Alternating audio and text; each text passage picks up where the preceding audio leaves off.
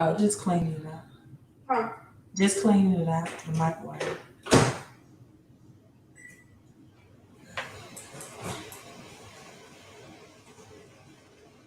All right, as you all come in, drop your city and state, or just simply say hello. Alvin George is going to join us again for this live stream. So let me invite him in the room. Hello, Jesus. You in bright and early. Alvin is going to be in. Alvin George is going to be with me again. So you all get your questions ready. Any questions you may have. I can find a link to it. It's the wrong link. In 1 second, so I can add Alvin in. Hello, hello, hello. Happy Thursday to you too. I didn't even recognize it was Thursday. So trying to get my link in so we can get Alvin. And here, let me share this link with him, invite him in. You all make sure while you're waiting, go ahead and hit those thumbs up. We're also gonna make this a live Q&A. So if you have any questions about credit cards, or debt collectors or debt collections, then now's your opportunity to ask. Okay, so let me get him in. All right, here we go. And see, can we get this on point tonight? I think you all really enjoyed the previous live stream with Alvin and I. So we decided to do it one more time. Thank you all for coming in. Thanks for the thumbs up. Thanks for saying hello. Yes, yes, yes. Mortgage rates are at an all-time low, right? They are at an all-time low. Yes, you all hit those thumbs up. Hello, Claudel. And I'm going to bring Alvin in once he tune in, once he's able to get in. So go ahead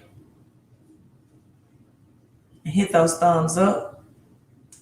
And if you got any questions, we can go right into the live stream, like right into this Q&A, into the live stream. So you all hit the thumbs up so we can invite more people into the room. If you have any credit, cash flow questions, credit card questions, now is the time to ask them now. Get your credit on point, and you get your cash flow on point, right? All right, so Willie asks, let's see. I use several tools to monitor and manage my credit. When will we begin to see FICO 10 score? Okay, Willie, that's a great question. Actually, you already see FICO 10. FICO 10 is in stages. It's coming in stages. Phases rather. So phase 1 is already implemented. So for those who might not know, FICO 10 is a new scoring model, right? A new scoring algorithm. That 40 million Americans' credit scores will be affected and their points will drop or lower in a negative manner, right? Or a negative way. So the phase of FICO 10 that's already implemented is, hold on, check connection. The phase of FICO 10 that's already implemented is your the resilience score, right? The resilience score. So what the resilience score is that it allows banks and lenders to see how a risky borrower you are. So it's not your credit score, right? It's a tool that banks and lenders use to see or be able to determine if you're credit worthy, should they lend to you, and it's in effect this Monday. So that's phase one of the FICO 10, right? That's phase one of FICO 10.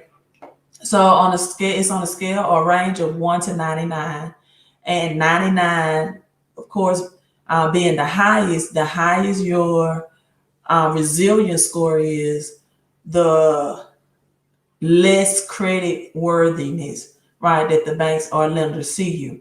And it can predict 3 months ahead of time if you will still, or a 3 month prediction if they think that you will be able to repay the debt, because banks don't want to experience what they experienced in the last recession in 2008, and many people defaulted on debt, right? They didn't repay back their debt.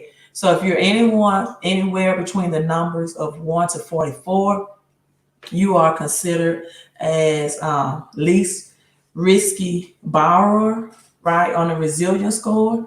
And also your FICO 10 score should be available on myfico.com, right? So let's go to myfico.com and I can show you this website.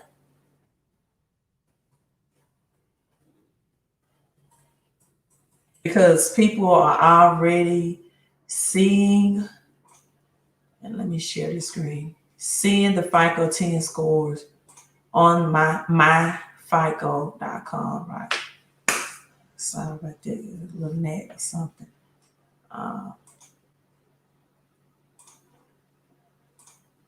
So this is your FICO score. This is what a lot of people don't know, right? So the people on my Instagram, you may not can see the background or the backdrop. So when you go onto myfico.com, you can get a very basic or an advanced. If you get advanced, which I recommend, all three credit agencies, you will see the FICO 10 score, and you also see your FICO 8. Right now, banks and lenders are still using FICO 8, and many credit card approval still using FICO 9. Then you have your FICO 3 and 4 score, right? You have a lot of credit scores that's determined by banks for mortgage approval, right?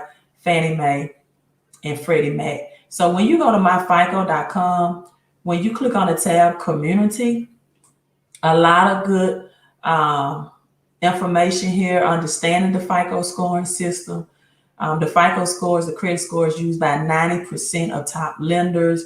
So it's important to be a part of your credit history. So when you have other credit monitoring tools like Credit Karma, just know that's not the credit scores that 90% of your lenders are using. And so it gives you a very good education from getting approved from credit cards to mortgage loans to auto loans, students loan, business credit. So a very resourceful tool for you, rebuilding your credit, bouncing back from credit problems, and knowing what your true credit score is. So that's $29.99 on the website, myfico.com. So I think Alvin is coming in.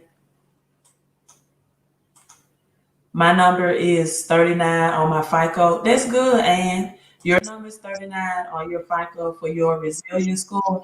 And that's a good number. You want to be between 1 and 44. So 1 and 44. So you all, Alvin is in on Instagram. Alvin, can you hear me this time? Yes, I can. Okay. So on Instagram, I might have my guests in. You all want to see the split screen or just listen in, you can. Mr. Alvin George. So if you want to hop onto my YouTube channel, you can. On YouTube, it's Queen of Credit. So you all make sure you hit the thumbs up, and we're gonna feed off you all. And I'll let Alvin introduce what the topic is. Good night, hello everyone. We're back on this again. The topic for tonight, we're going to be discussing credit cards and rewards, and why it PAYS to use credit cards. So the topic tonight is going to be credit cards and rewards, and why it pays to use credit cards. That's going to be the topic of discussion tonight. So hello everyone, good evening, and let's get it going. You got anything to say to start it off with, Tommy? I don't. We pretty much just start talking about the resilience score. I'll let you try to be the king of credit cards. Um, I help people get approved for credit cards, and I use them. I don't think people understand what leveraging credit cards mean. I don't think they understand what leverage means. Period. I don't think they understand that the rich and wealthy leverage all the time other people's time, money, and resource. So I don't think we quite have a understanding of what leverage is, a quiet understanding of how to use credit cards if you want to be richer or to create more cash flow. It's a negative way to use credit cards, and it's positive ways to use credit cards. And starting at a lot of people want to know, for example, with business credit, right? Where do they need to start? I highly promote business credit because there are business credit cards that you can get at a high credit limit that will not report on your personal credit score.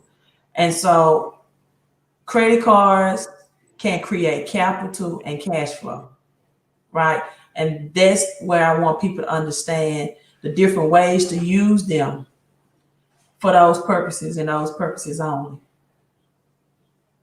Because credit cards are a way of passive income too. So Absolutely, absolutely. Well, let's start off there. Let me try to go into the subject of leverage really quick before we get going on.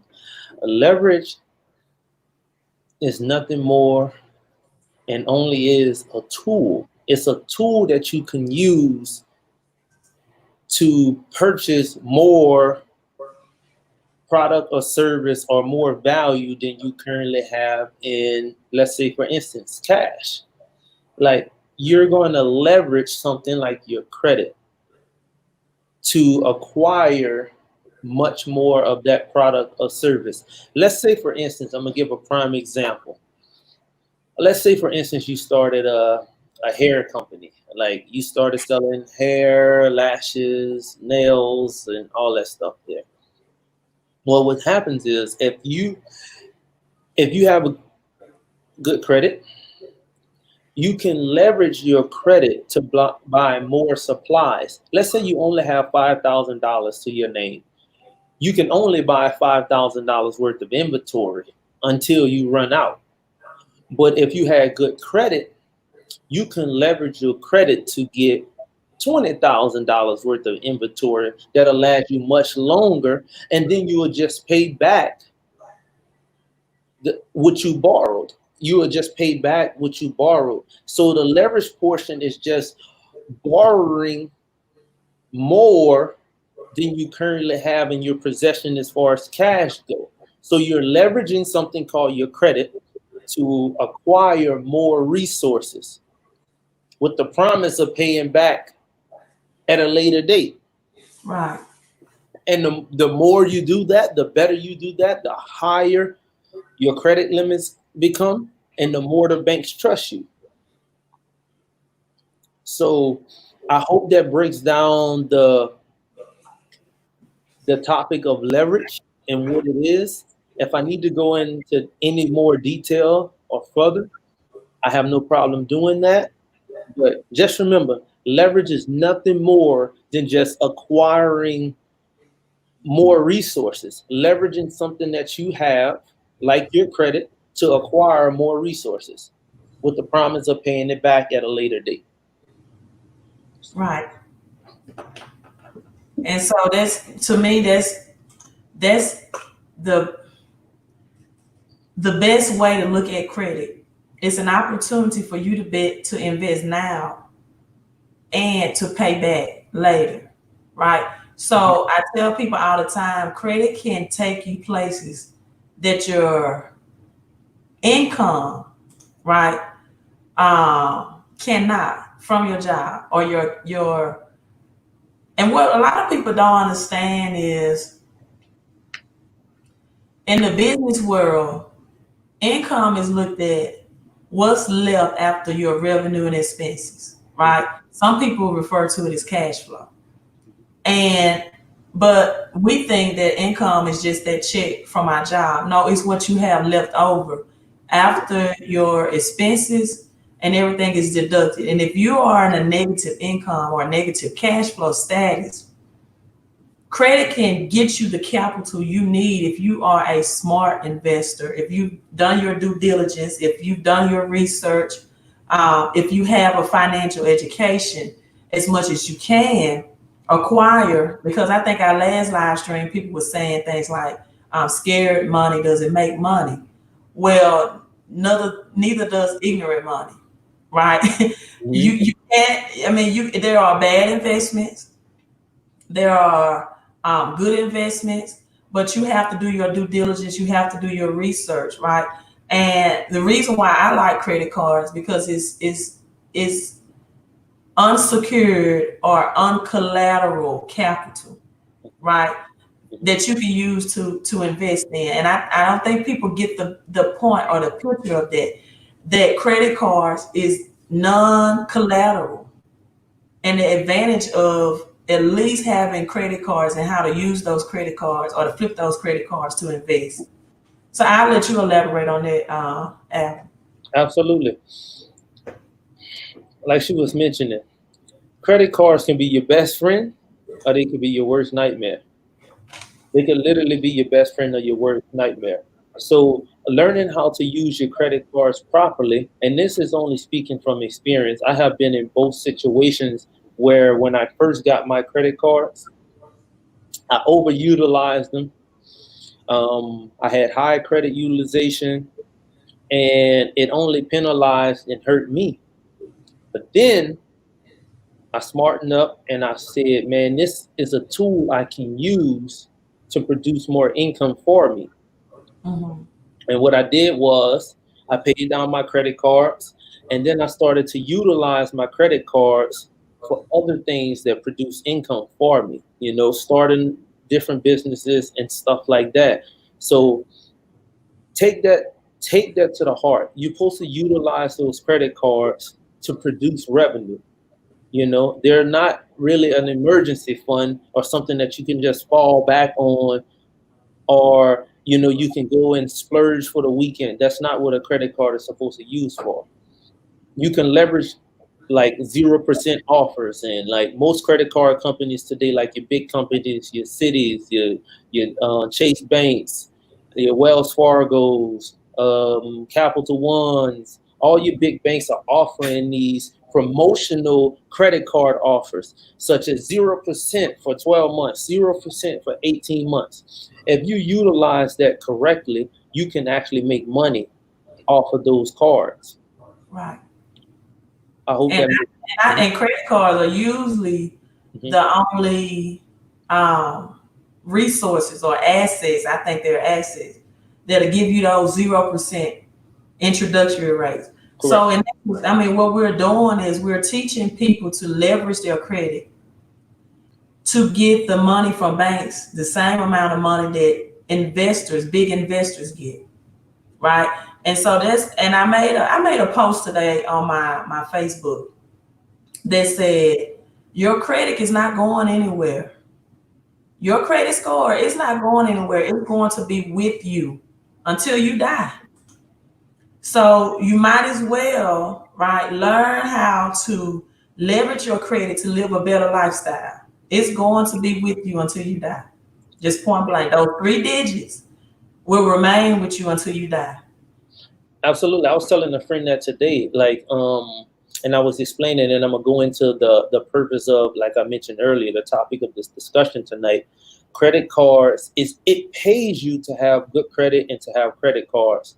So, for example, I was telling my friend today, I was purchasing some items from the store, and I had the cash. I had the cash in my wallet, and I had my credit cards.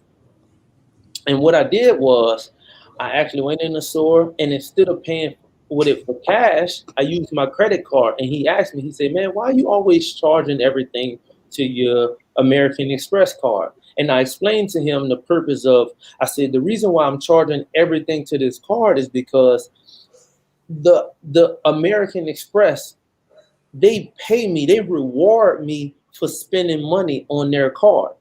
Like, Put out your MS card. I just think it's sexy every time I see it. huh?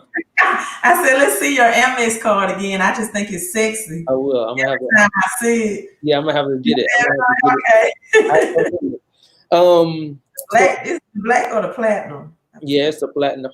Yeah, it's the platinum. It's the platinum. It's the platinum card. So I'm explaining to him, like, as we're in the store and we're buying these items, I'm like, they reward me. They give me points. They give me these points that I can turn into like air miles. I can turn these points into physical cash. You know, I can turn these points into anything that pretty much rewards me for spending that dollar. So if I would have used my own personal money, let's say I would have spent my own personal $200 on this item, then guess what? I would have just spent my money, but there was nothing that I received for spending my money.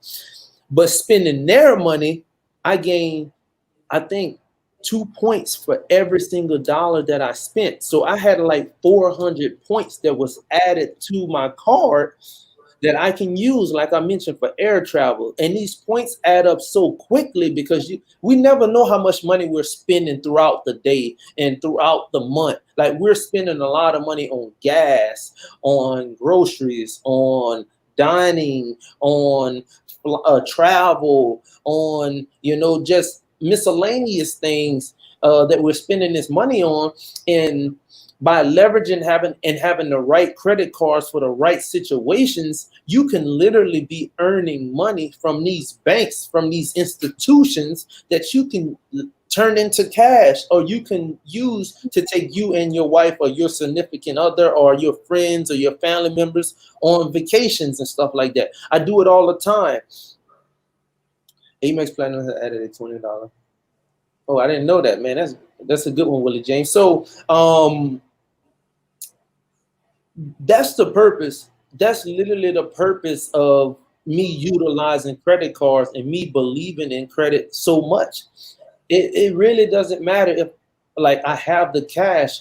I will still use my credit card for the purpose of gaining these rewards. So like I mentioned earlier, it pays me to use the card. It pays me to use this card. And I just think that's smarter, because if I spend my own cash money out of my pocket, then I'm not going to be able to take advantage of these flyer miles. And I tend to travel a lot, Unfortunately, this year, due to COVID-19, I haven't really been traveling as much. But last year, for example, I traveled 50,000 miles in the air. That's a lot of miles in the air. And most of those miles that I traveled was because of credit card points. I had over 200, 300 something thousand credit card points because I only put my expenses on this one card. So take that, run with it, make sure that you utilize, you take your credit serious, you build it, and you utilize it properly. And I'm telling you, it can really save your life. It can be a benefit to you for having great credit. Right. So let's see. Sean says, when looking to buy high value real estate, you will need to have cash and a high credit score. That is true. That is true. It depends on what type of real estate you're looking to buy, Sean. Yeah, you will need to have cash and a high credit score. That is correct. That is correct. But there's different levels of real estate, man. Like, there's levels of real estate that I have never even tapped into, but I know some guys that have tapped into this level of real estate, and they don't use their credit at all. They're using other avenues. They're using other people's money. They're using other things. So imagine being Imagine being too leveraged 600K at 25% down for $2.4 million.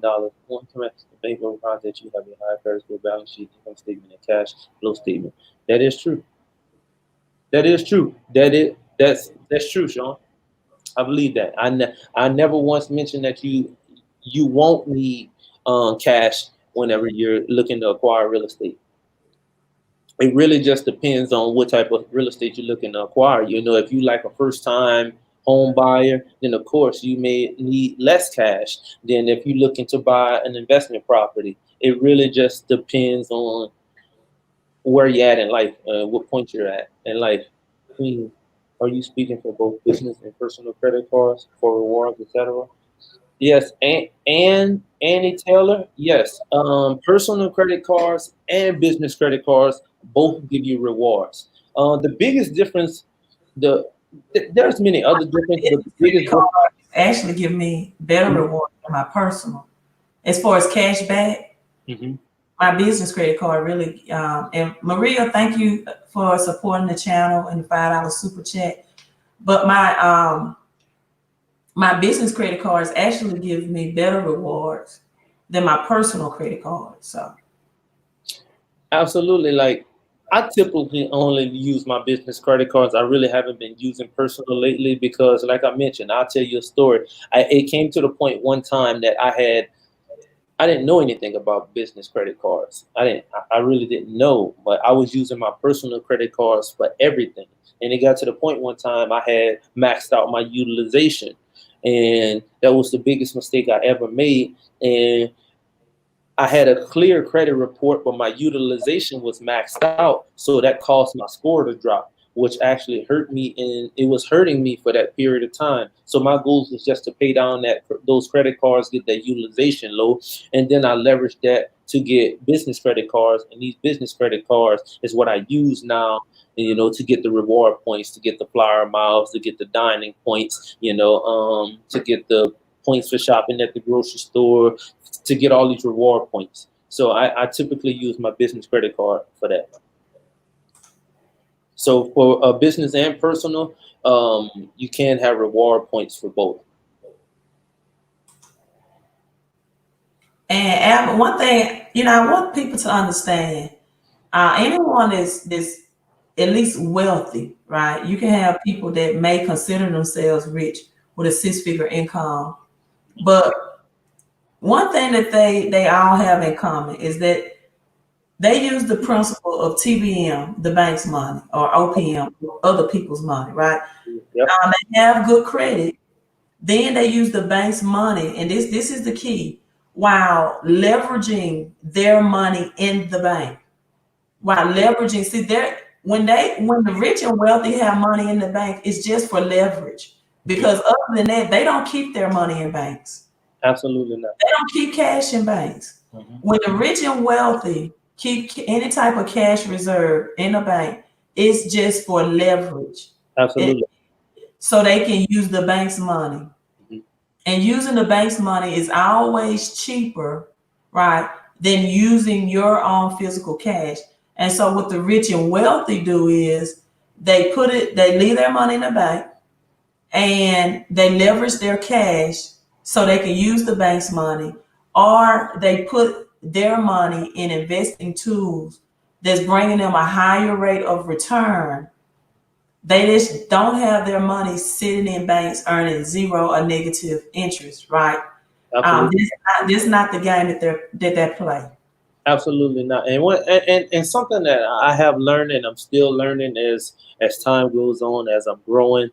Um, all this stuff, the money being in the bank account and everything, they only use that to show. It's only for show. Whenever they go apply for these loans and do these real estate deals and stuff, these lenders just need to see that you have the capital sit in the bank. They just need to see it. They don't like it's all about show at this point. They just want to see it and then like, okay, well he qualifies. He has this sitting in here at this threshold. They literally just want to see it. And that's what like my brokers be telling me. They're like, oh Alvin, we just need to sit this money right here for a month or two just so they can see that you have this here. And then once we get this done, You can move the money wherever you need it to move. But of course, they do not.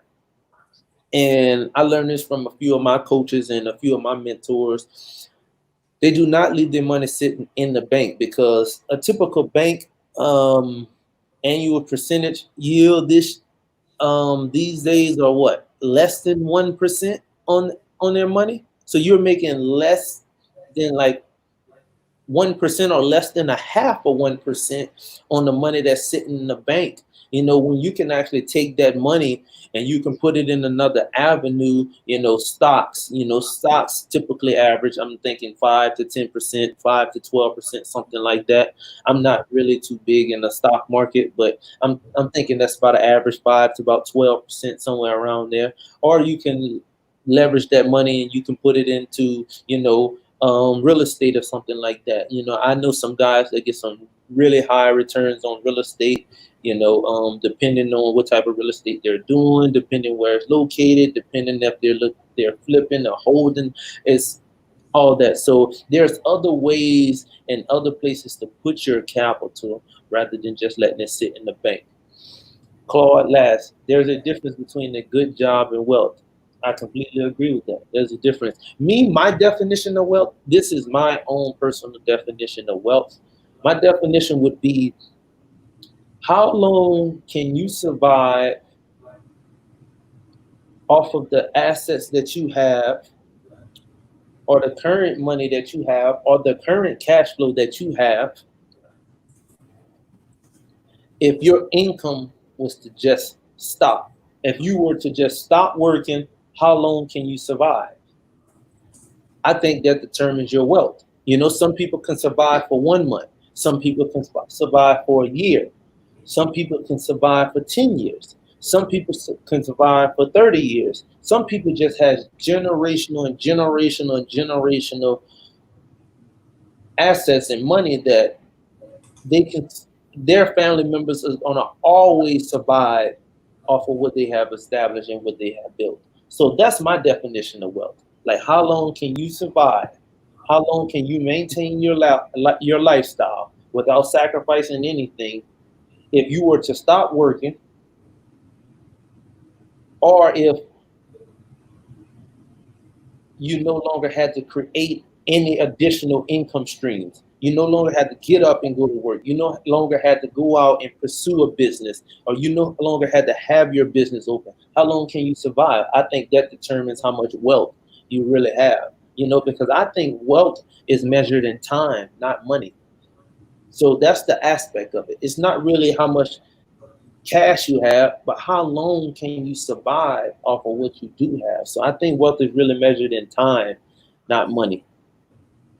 All right, so let me answer this question with Ashley, and then we will get into how some AU trade lines will really help you all get higher limit credit cards. If you have low limit credit cards, meaning under $5,000, two AU trade lines that you all can use to help you, and these are primary, right, trade lines to help you at least get a $5,000 credit limit, major credit card if you don't have that already.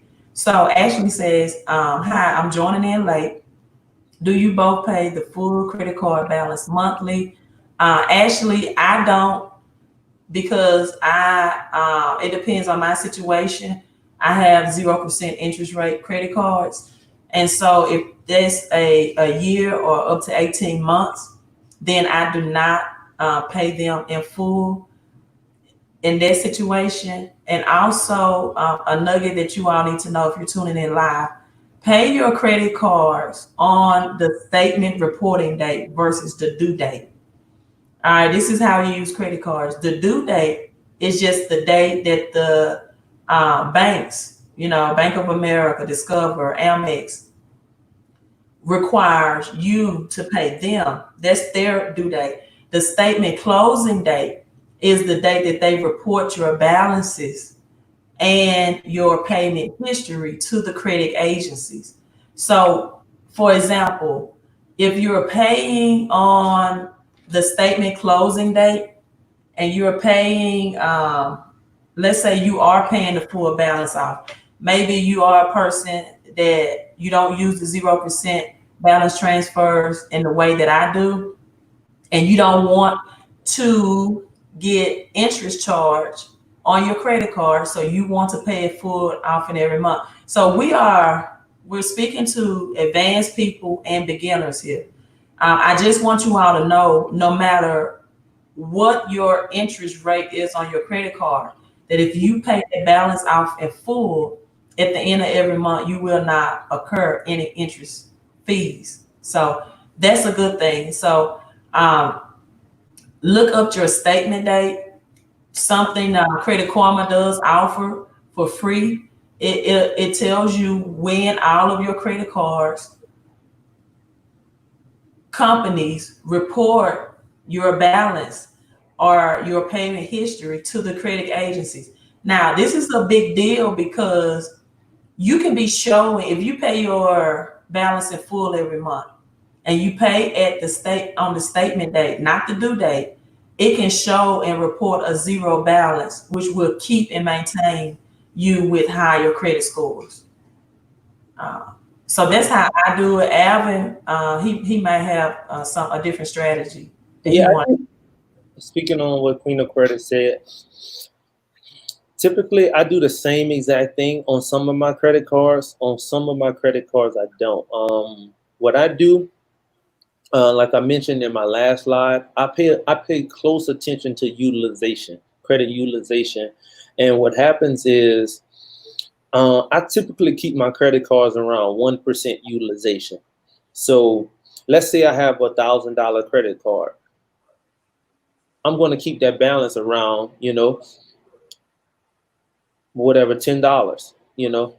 That's where I'm going to keep the balance at, because I want the banks to see that, hey, I am utilizing the credit, but I'm only utilizing a little bit of the credit.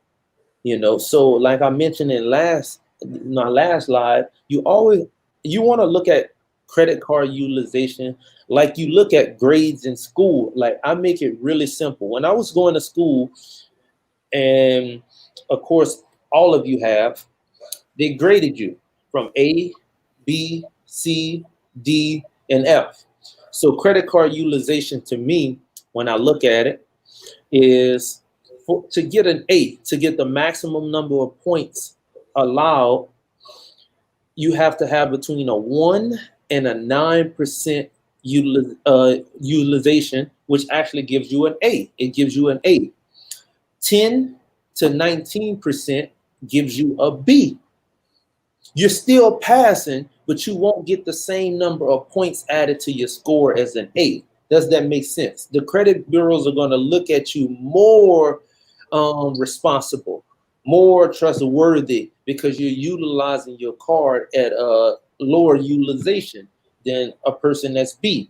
A C would be 20% to 29%. You're still passing, so you're still getting points. Your credit score is not being affected that much or being negatively affected, because you're still passing with the C grade, but you're just not getting the same number of points as a person that has a A passing grade, which is actually a 1% utilization.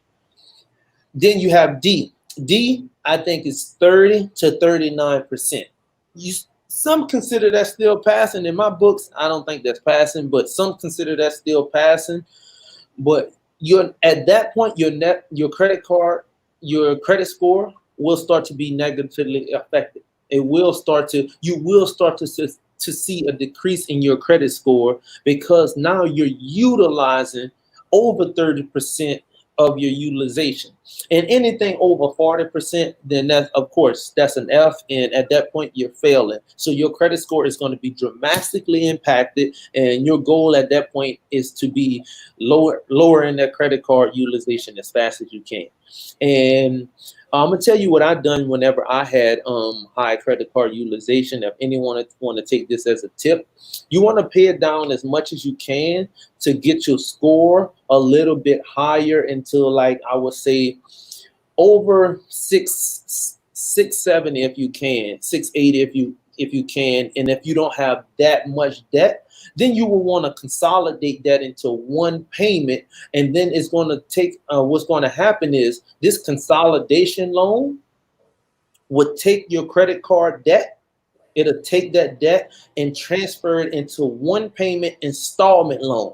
Installment loans do not affect your credit card utilization.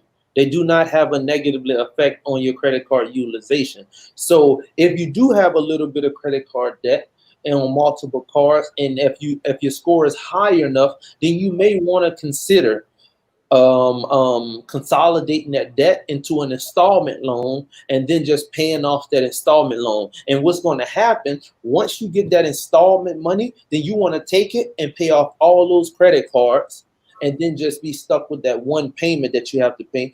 Usually the rates on an installment loan is much lower than the rates on a credit card. You know, the interest rates are much lower on an installment loan than they are on a credit card. So once you pay off those cards and you're now focusing on this installment loan, guess what's going to automatically happen at your credit score? It's going to shoot up because now your credit utilization is not high anymore. Your credit utilization is actually low. Okay. Question. Would you use credit unions over big banks? I would personally. Me too. I love Navy Federal. I think Navy Federal is the king of credit unions. If you get in Navy Fed, but don't sleep on your local credit unions as well. Don't sleep on those. Local credit unions have some great offers as well, and you know they're looking to satisfy their members within your local area. So you know, be a part of your local credit union. I know here in Mississippi we have like Keesler, Jackson Federal Credit Unions. I'm members of all of them. I love the interest rates, especially on vehicles that they offer with credit unions, but I love Navy Federal's credit cards, credit limits. Navy Federal get you $25,000 credit limit along with PenFed. Yeah. So next question. Waiting on payments to clear before you are able to pay off your monthly. Is waiting on payments to clear before you are able to pay off your monthly credit card bill in full. You understand that, Alvin? Yeah, Claude, repeat. My question is waiting on payments to clear before you are able to pay off your monthly credit card bill in full. I'm not. Can you please say that again? Because I'm really not understanding what you're trying to ask. So can you please ask that question again? Let's go to the next question while we're waiting. Okay. When starting out, what credit score is it starting from both base credit and personal credit cards with a high limit? All right. When starting out,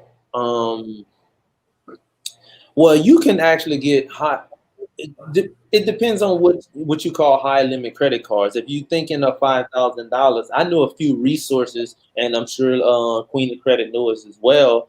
You can actually get 2 trade lines reporting on your credit report for $5,000. You know, I'll be sure that Latanya link them in the description box here. But there's 2 sources called My Jewelers Club, which is actually a $5,000 trade line that you can apply for, and you can actually get. It will require you to put up some type of deposit. It will require you to put up some type of cash deposit. And there's also another one called New Coast Direct. New Coast Direct. New Coast Direct is just like My Jewelers Club, and what happens is I got approved for both this week. Yeah, New Coast Direct is just like My Jeweler Club, and that's literally $10,000 worth of credit that can be used and reported on your credit report each month. You know, and they, like I mentioned, they will require you to put down a little money. You know, like shop at their store or pay off the jewelry that you buy, but you can actually acquire 2 different trade lines from them, $5,000. And the great thing about them is it the difference between those $5,000 trade lines and maybe getting a secured card is you have a higher credit limit, right?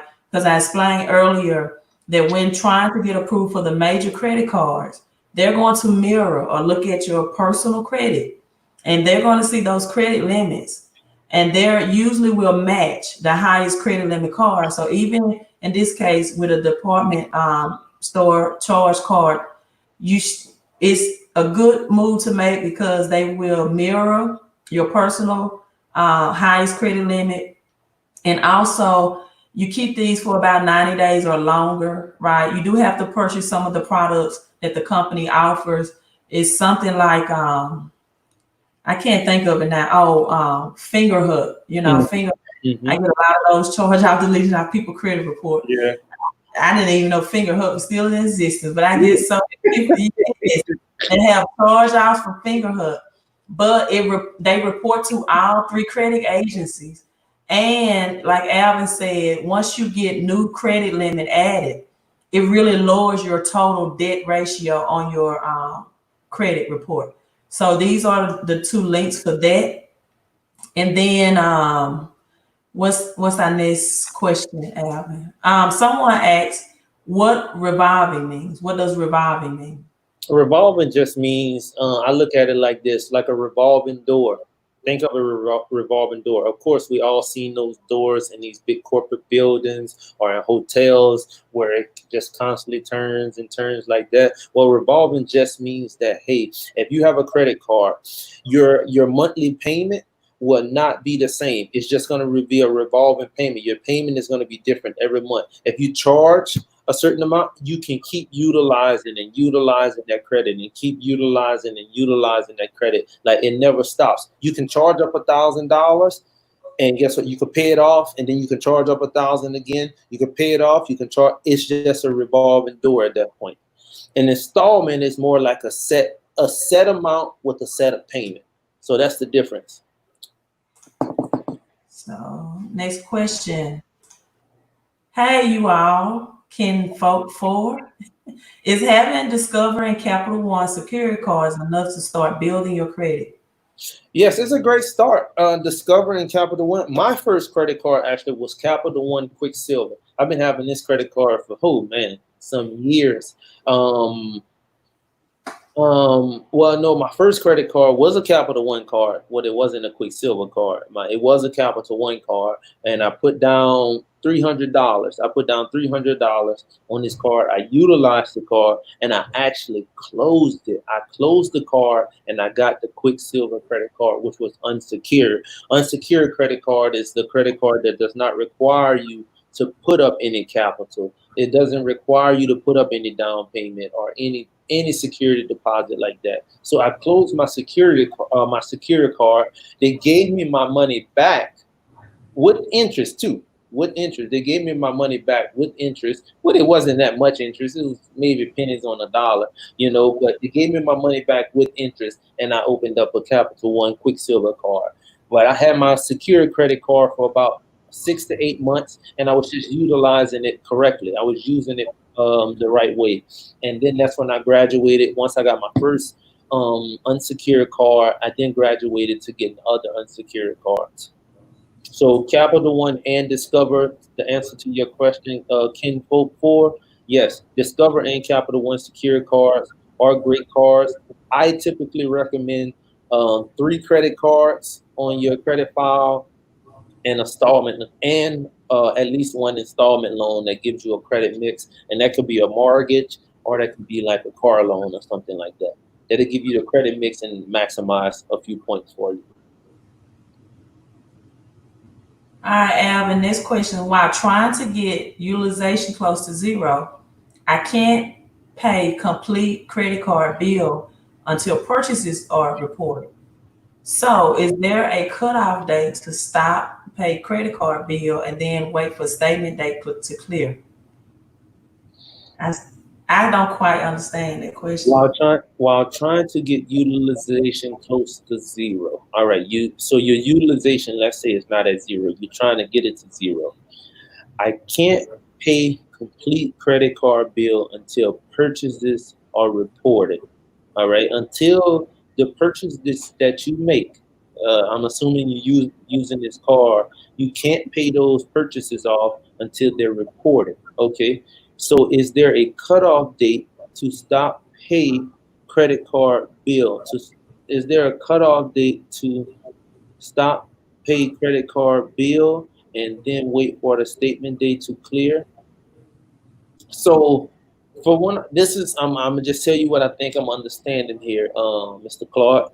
I see you utilizing your credit card. You're trying to get it to zero, and you're utilizing this, and you're trying to make purchases. You're making purchases, but they're not posting to your account yet, and you're trying to pay that off.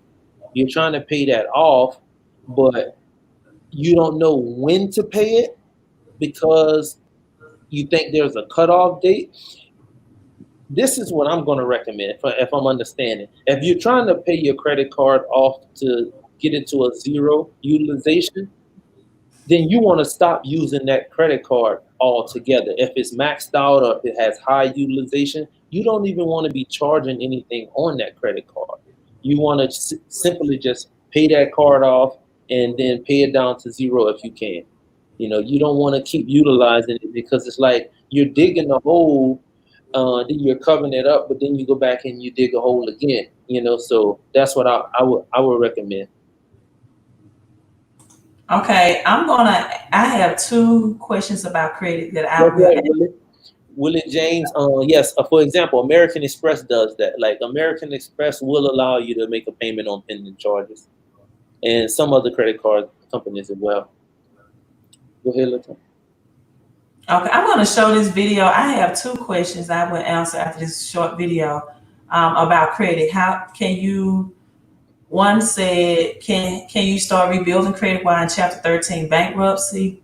Yes, you can. I will elaborate that. And the other question, can you still build credit if your credit is damaged? So if you're watching me on Instagram, you can hop over to my channel on Queen of Credit because I'm showing a lot in the background. But I want you all to watch this short video about credit cards by Master P and give me your opinion on it, and then I will answer the two questions about credit. Rebuilding your credit if you have a bankruptcy, or steps to rebuild your credit if you have bad credit.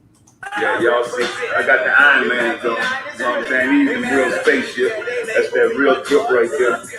And keep chasing the dreams and goals. Don't work for money. We don't. I actually did. I have $1 million in my pocket. Nobody believes me. I'll show y'all $1 million. That's $1 million. All right, I think it's the same card I ever had. Let me go back and Yep, pause it. it's the same card. Yeah, the blueprint on how to get $1 million by Master P. He pulled out the Amex Platinum cards that you want me, to show you $1 million in my pocket. This is the $1 million. Yep. That's $1 million right there. I go buy what I want with that. For real. I ain't got to look behind my back. Somebody steal it from me, I cut it off. Yep. Financial literacy is important. We come from the hood to Hollywood.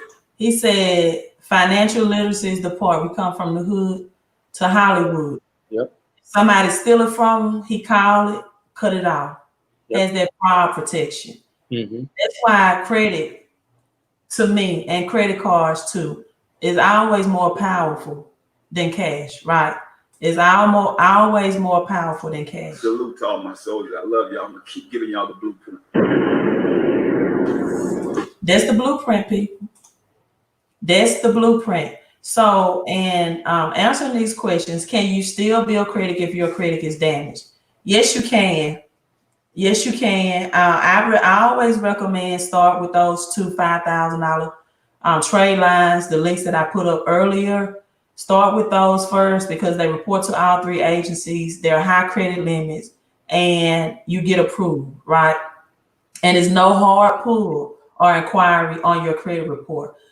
Just know that anything, any type of collection account, any type of defaults of loans and repossessions, charge outs, all of these can be legally and permanently deleted from your credit report, right? So even in the case of a Chapter 13. Now, I think someone asked, what does the 850 credit score look like? What does the perfect credit score look like? I always tell people at this point, aim to not only get a high credit score, but a good credit profile. Mm-hmm. Because there are some people with 750 credit scores that still are getting denied for business credit and business credit cards. So it's not in the score, it's in your profile. How does do you have that Shamar Moore credit, that pretty credit? Or do Beyonce type credit if you're a man? You have to have that pretty credit profile, meaning that you need to clean up all your addresses. Anything negative in your credit profile within the last 2 years need to be challenged. And for the accuracy of reporting, right? And then you need to make sure you have 5 or less hard pulls from all 3 credit agencies, Experian, Equifax, and TransUnion, on your credit report, because some people get denied simply because they have 6, 7, 26, 56, right? Inquiries on their credit report. And this is why I prefer credit unions too over banks. Another reason, because when you go shopping on car lots, they will machine gun your credit, meaning they will have 30, 40, 50 inquiries with one visit to try to get you approval from their banks, right? For a vehicle, which will automatically deny you for business credit and personal credit cards as well, not just business credit cards, right? And the other thing that helps having those high credit scores are history. It's payment history. And this is, if you can find anyone that's doing legitimate authorized user trade lines, this is how that can help, because the fastest way to help assist you with your credit score is to add someone to be added to someone else's account as an authorized user. This will automatically give you credit for all their hard work and the years of their credit history. But again, this was abused because people, when someone is selling you that authorized trade lines, they're only going to keep you on their history, right, for 30 to 45 days, and then it's cut off. So now you have to go back to step 1 because the history is taken away. Their good usage reported on your account is taken away. So that's why I always recommend the $5,000 primary trade lines first step into rebuilding your history, rebuilding your credit, and then getting those negative items within the last 2 years. Challenge those for deletion, if they're not reporting accurately. And those are the baby steps. I know Dave Ramsey have baby steps too, but I have baby steps for credit. So Willie asks, how is AU rated under FICO 10? That's a great question, Willie. Authorized users, better known as AU, under FICO 10 is not going to weigh heavily as they did in the past, because currently your FICO score was determined by a 30 or 40-day snapshot, right? Lenders will see what your profile looked like within 30, 40 days. Under FICO 10 now, which is in effect, if you have an account with myfico.com, you can see that it's going to look at a 2-year history. So even if you get added on someone's AU trade line, the lenders are going to not only look at the resilience score, but they're going to look at your credit profile in 2 years, and it's going to be, not as creditable that you got a temporary boost within the last 30 or 40 days. And even with AU trade lines, that they cannot be used for business credit or mortgages. So let me say that again. AU trade lines cannot be used for business credit or mortgages because it clearly states that authorized user under those accounts. So it won't help you with mortgage approval or business credit approval, but it can help you get high business credit limits if you are an AU, if you have someone that has added you as an authorized user with a high credit limit card. Being that everything I said beforehand on your credit profile is in place. So it's a lot of people now that because many banks and credit unions are threatening to close accounts if you add people to your account as authorized users, or they see so much activity of you adding and dropping people, they are threatening to close accounts. So less people are selling them now because they don't want their high credit law cards closed as a result of doing that. All right. So let me get to the next question, and I'll let Alvin answer that. Uh, let me see, what's the next question? 20 bucks would put me. Claude, you had us answering all those questions for $20. For $20, Claude, man, you ought to give us a super chat for spending all that time. Yeah. I hope that was a joke. They said you have your due date and your billing statement date. As long as you pay your balance in full before billing statement date, the balance doesn't get reported on your credit report. So Claude is saying Capital One will not allow him to pay the full bill if they have charges pending. Okay. Any more questions? This accuracy. Um, Adam, right here. Hello, Queen. When should I ask for credit increases from Discover and Capital One? Good question. Typically, what I have been doing, I have been asking for credit line increases every 6 months. Approximately every 6 months, I've been asking for a credit line increase.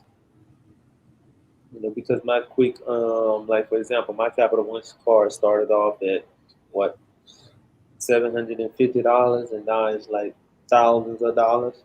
But I asked for a credit line increase like approximately every 6 months. And when you're asking for a credit limit increase, you can just simply call and say, "Look, I'm not using this card. I wouldn't ask for one if you're close to maxing the card out." Yeah, Right? Yeah. So if you have your balance pay, like Alvin said, he likes to keep his at 1%. Some people that might not have their cash flow and they're attempting to pay down those credit card debt, maybe 30% would be a rule of thumb for you. So if it's a $5,000 credit card, for example, then $1,500 or less. Now, if you have $4,999 charged on that card, the chances of you getting a credit limit increase is slim to none. So keep that ratio low, and then call them and say, "I'm not utilizing this card more, right, as I would like to, because my limit is too low." And ask them also, would this be a hard pull or a soft pull on your credit report, right? Or you can tell them your income status has changed and you would like a credit limit increase due to result because you have higher income now than when you initially applied for the card, of those terms. So Instagram, I had to log off. You all come to Queen of Credit. I have 1 minute remaining. Thanks for tuning in. Instagram, hop on my YouTube channel, Queen of Credit.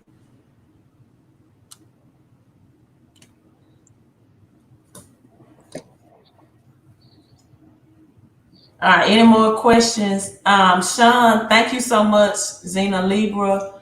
Sean, I really don't know what you mean. I know gold is close to $1,800 an ounce, but you saying you'll take that AU all day. I don't understand how that relates to yeah.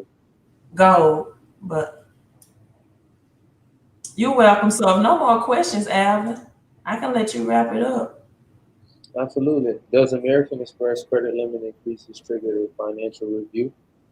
It depends. It depends. With American Express, because that's my favorite credit card company. I love American Express. They treat me good. Like I utilize their card a lot.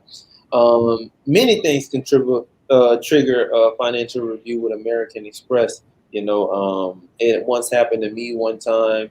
Um, that I had to go through a financial review, and they asked me to send in documentations like my bank statements and proving that I make a certain amount of income and stuff like that. So, not all the time will you be asked to prove your financials with American Express, but sometimes. So that's like a hit and miss when it comes to financial, when it comes to American Express.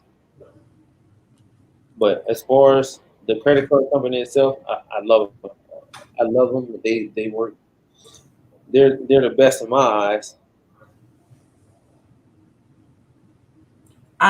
Mariah's, just like with business credit cards, if you are falsifying, because one of the luxuries I love about credit cards as well is that you can include your household income as income, not just your income. For personal credit cards and for business credit cards, you can include when applying the future income, right, or projected income of the business, not your current status. But if you put in a number that, as far as business credit, if you're applying for and you put in an astronomical future income, then they probably will ask for, your current cash flow statements. And the same thing with credit cards. If you put in a high income, household income number, especially with your zip code, and maybe your zip code is a low income zip code, and you put an income that's 3 times as much as that zip code, then yeah, you more than likely will be flagged, you know, and ask for proof of income. So usually with personal credit cards, it's anywhere over 150,000, and I won't give out the number for applying for business credit cards because that's what people pay me to tell them. Mm-hmm. Okay, AU stands for gold on the periodic table. Okay, okay. Equifax sent me a letter stating that they were unable to locate a credit card in the database for the identification that was sent to them. You see that? Equifax sent me a letter stating that they were unable to locate the credit card database for the identification that was sent to them. Well, you need to send them more identification.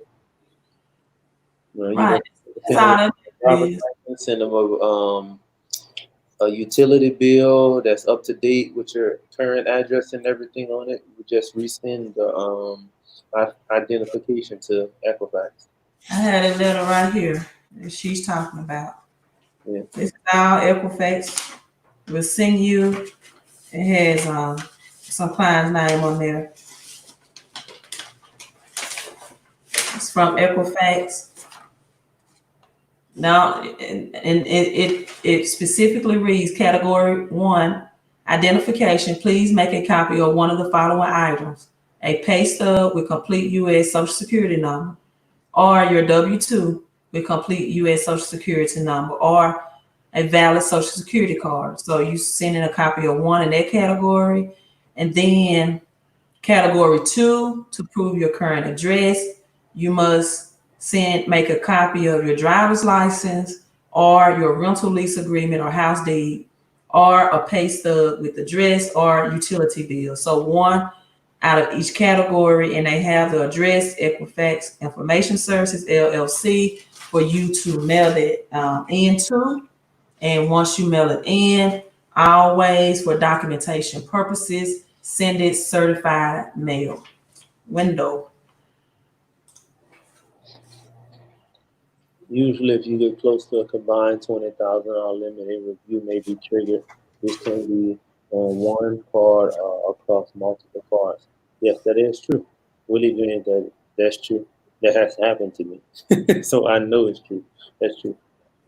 I have been financially reviewed by American Express more than once.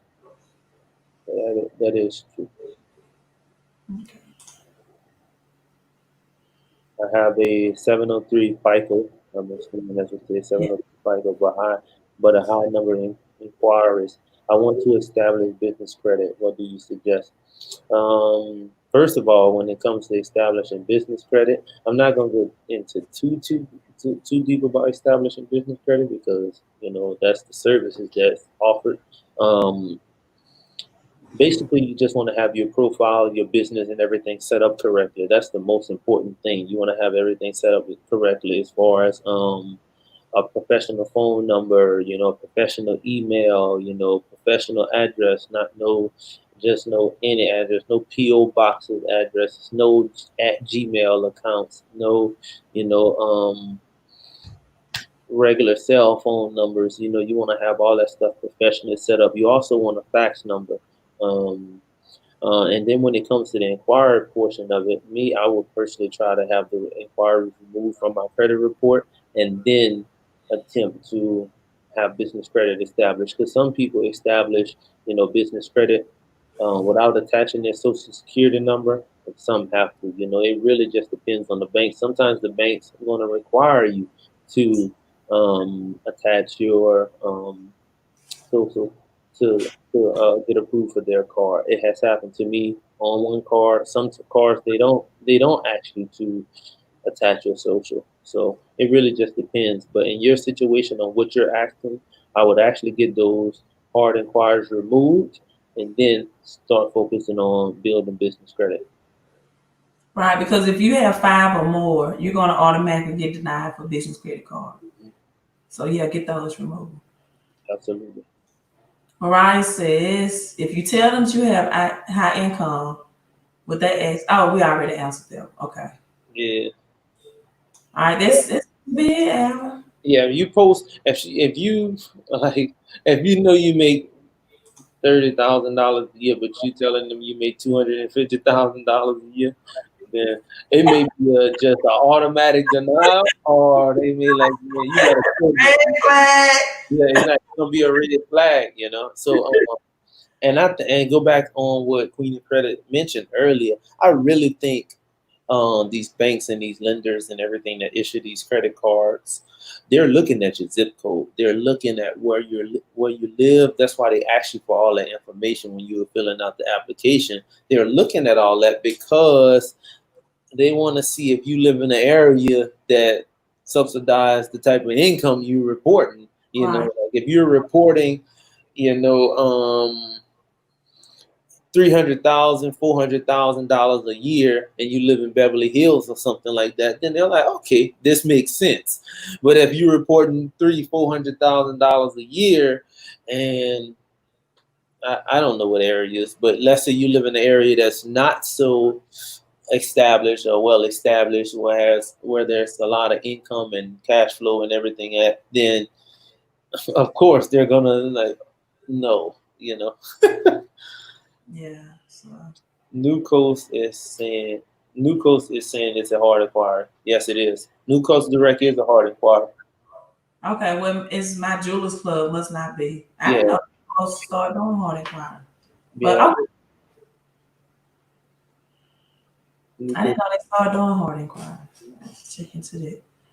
All right, so that's it. Yeah, I think that's it for tonight. We want to thank everybody for tuning in once again. It's been great. Um, until next time, until we do this next time, we appreciate all the questions. King, queen, out. And we are out. Everybody have a great evening. We're out. So hey, thanks for tuning in again. And you all want any topics that you want Alvin and I to come on and discuss so you can get credit rich, then you can go to my website, send me a message. I just had the website up, www.fixmycreditandandcash.com. Click on the send a message. Anything that you want Alvin and I to discuss for the next topic, we will discuss it and take it in consideration to better serve you. Bye, you all. Bye-bye.